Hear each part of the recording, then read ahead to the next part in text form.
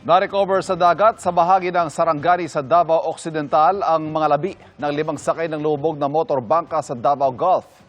10 pa ang pinaghahanap. Nakatutok sa John D. Esteban ng GMA Regional TV. 6 na araw mula nang lumubog ang motorbangka na Amihara sa Davao Gulf.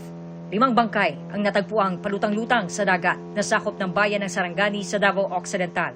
Ngayong umaga po, nagkaroon po tayo ng report galing po sa ating PCJA vessel. Meron nga po nakita ng mga bangkay at na-recover yung mga maliliit nila na bangka at dinala sa kanilang mother catcher vessel around 11:30, 11:45 a.m. na i-relay po ng ating mga piloto habang lumilipad na meron po silang nakita na isa pang floating cadaver o body. Kasama po ang isang floating debris, white debris.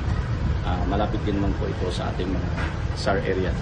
Kinukumpirma pa kung sino sa 15 nawawala ang na-recover.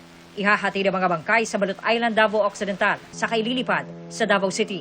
Kinumpirma rin ng Coast Guard District Southeastern Mindanao na may nakitang puting debris at mga kulay orange na palutang-lutang kung saan nakita ang mga bangkay. Pero hindi na nagbigay ng detalye kung ito ba ay life vest at kung suot ba ito ng mga nakitang bangkay. Matatanda ang may kumalat na larawan sa social media, makikita ang 7 tao na naka-life vest sa dagat at may puting debris.